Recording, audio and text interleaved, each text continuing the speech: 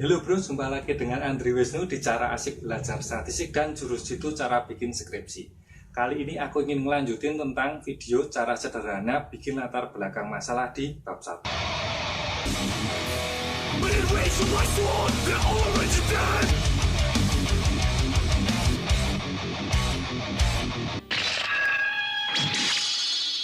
Sebelum masuk ke cara sederhana bikin latar belakang masalah di bab 1, untuk lebih memahaminya kamu harus tonton video dulu tentang proses cara penelitian yang benar, cara mencari fenomena di latar belakang masalah, cara survei awal, dan sebagainya.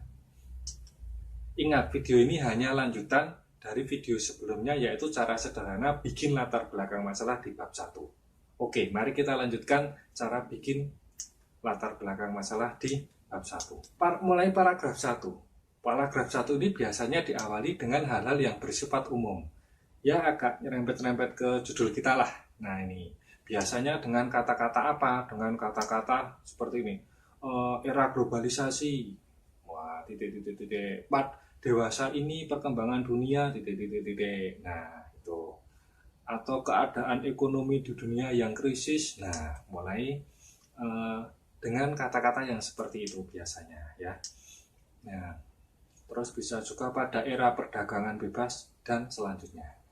Biar gampang, biasanya bisa kamu ambil lewat apa saja. Bisa ambil lewat koran, bisa ambil lewat TV, di acara TV, bisa juga ambil di majalah-majalah bisnis dan lain sebagainya. Tapi jangan lupa, ini yang setelah kamu ambil ini dari berbagai macam bahan ini bisa kamu kombinasikan dan dimosis sesuai dengan selera kamu dan tentu saja selera dosen kamu juga. Oke, kita mulai masuk ke paragraf 2 ya. Bisa juga di paragraf 2 ini kita masukkan tadi kan kita ngomongin masalah internasional, masalah umum perkembangan dunia. Di paragraf 2 ini kita masukkan mulai ke perkembangan di Indonesia. Nah ini di Indonesia mulai perkembangan ekonomi seperti apa, perkembangan perusahaan seperti apa. Ya, mulai di paragraf 2 ini kita mulai agak memunculkan variabel-variabel walaupun keterangannya masih variabel secara umum. Nah, ini. Bagaimana contohnya? Nah, seperti ini ya. Nah, kita bisa baca.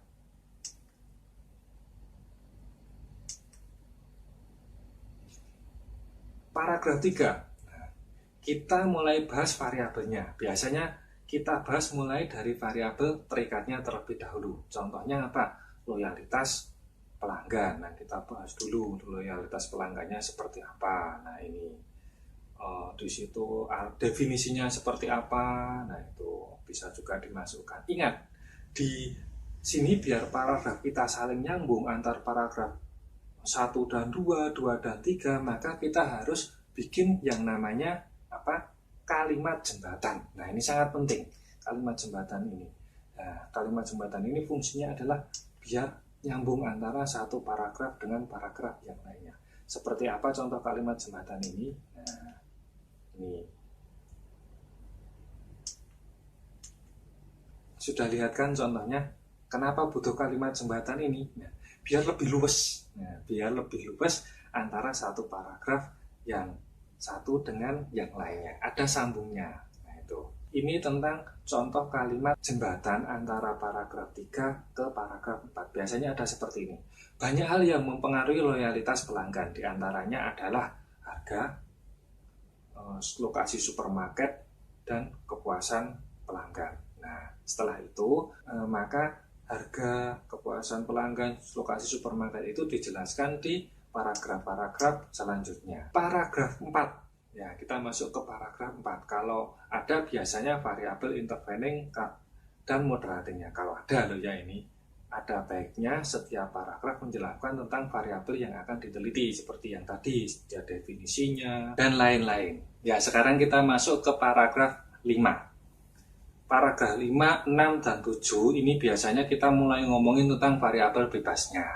Kalau perlu sekalian teori tentang pengaruh antar variabelnya, yaitu contohnya kalau yang tadi adalah pengaruh harga terhadap kepuasan, pengaruh lokasi supermarket terhadap kepuasan, dan lain sebagainya. Nah ini bisa juga teori tentang pengaruh antar variabel ini didapat dari penelitian-penelitian yang sama juga topiknya, yaitu baik dari skripsi maupun jurnal-jurnal yang baik. Nah, ini bisa ditambahkan juga tentang teori-teori yang memuat pengaruh antar variabel dari buku-buku. Ya, contohnya seperti ini. Nah, ini teorinya dari Kotler umpamanya. Ya. Oke, sekarang kita masuk ke paragraf 8. Nah, ini kalau paragraf 8 ini kita mulai menceritakan tentang objek penelitianmu, bro, ini, bro. Nah, ini secara gampang boleh kita gambarkan secara umumnya dahulu seperti ini contohnya. Nah, ini contohnya PT ABCD merupakan perusahaan yang bergerak dalam bidang retail.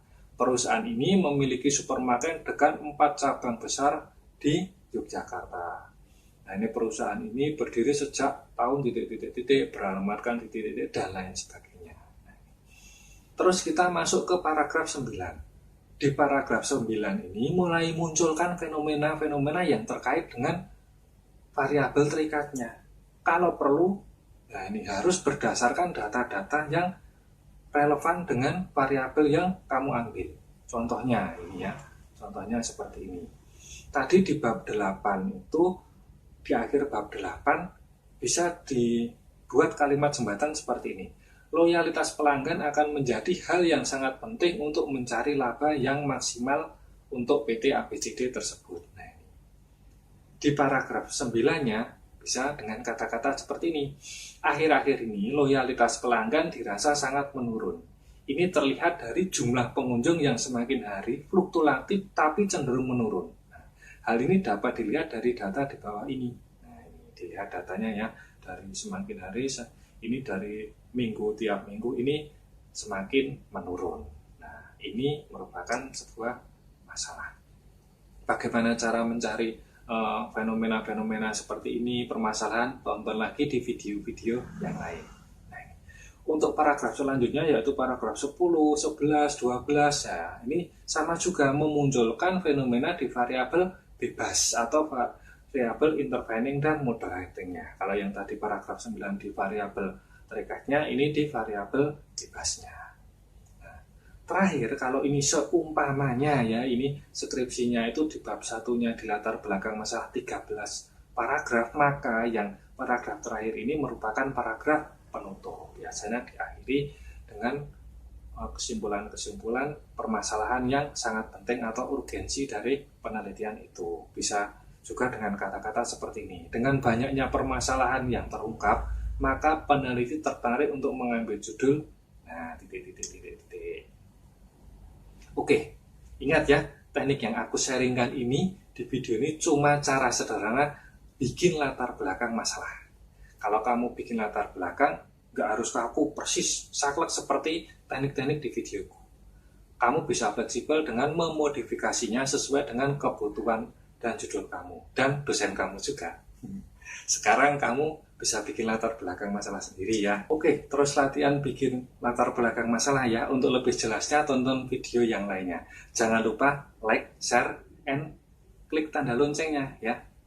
Buat teman-teman yang masih bingung tentang statistik, metopen, dan skripsi, boleh request lewat kolom komen di bawah ini ya. Aku tunggu komennya. Nantikan lagi video-video yang lainnya. Terima kasih, sampai ketemu lagi.